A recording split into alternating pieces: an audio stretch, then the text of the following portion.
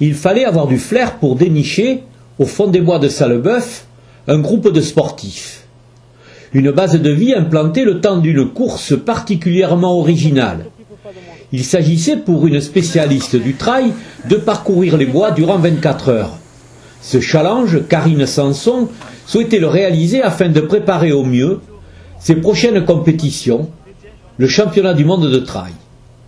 Particularité du parcours, de très nombreux dénivelés, un terrain totalement détrempé par la pluie et un départ de nuit. Ça consiste à l'enchaînement d'une boucle de 2 km, de 100 mètres de dénivelé positif, tout simplement pour faire du long, avec un maximum de kilomètres et un maximum de dénivelé, en vue des championnats du monde ultra trail, voilà, qui sont un nouveau format de course maintenant ouvert cette année par la fédération.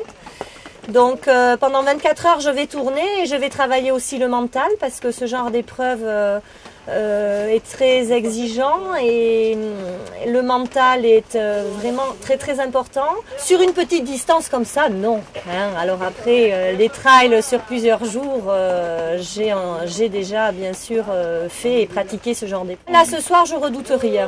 Je suis très motivée, très sereine. C'est une boucle qui a été faite par mes proches, voilà, avec beaucoup d'attention. Ils connaissent les épreuves qui m'attendent, donc ils ont fait au mieux pour me faire faire une montagne à Sallebeuf. Allez, Bon alors messieurs dames, vous êtes tous prêts pour accompagner Karine? Oui, ouais, c'est bon, motivé? On est motivé. Ouais. 3, 2, 1. C'est parti. Allez, 24 heures. Allez Karine. Courage. Préparez sa meilleure amie. Dans cette nuit sallebevoise, Karine sera soutenue. De très nombreux supporters viendront l'encourager. Un son de cornemuse déchirera même les futaies en l'honneur de cet athlète de haut niveau, dont le métier de professeur de musique, spécialiste de la harpe, tranche avec sa passion sportive.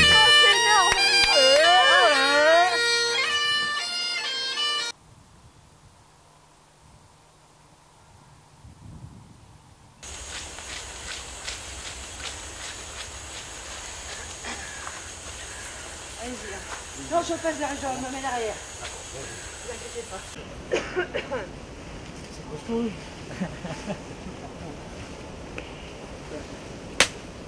Le matin, les mollets seront durs, le moral un peu en baisse. Vers midi, un premier bilan s'impose. La nuit fut très dure. La fatigue est là, la nuit est passée par là. La nuit a été pénible et éprouvante.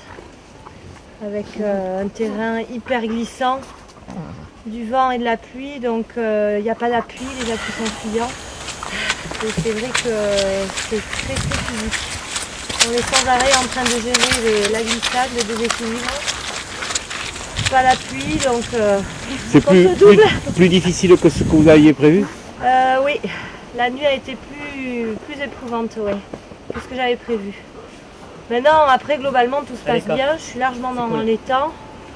Je pense que je devrais atteindre les objectifs, c'est-à-dire faire 50 tours sur les 24 heures. Si je reste comme ça, je risque d'en faire un peu plus même. Donc bon, pour l'instant, ça va, il n'y a pas de pression. Et l'objectif, sauf pépin, devrait être atteint. Le temps qu'elle se change, on peut faire un tour, Jaco, tu veux?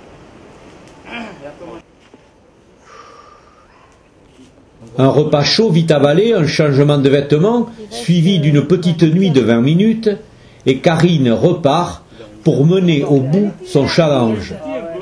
Son objectif de 24 heures s'accompagne d'un autre, celui de la distance à parcourir. Le soir à 19 h, elle boucle son match face à elle-même, pari tenu.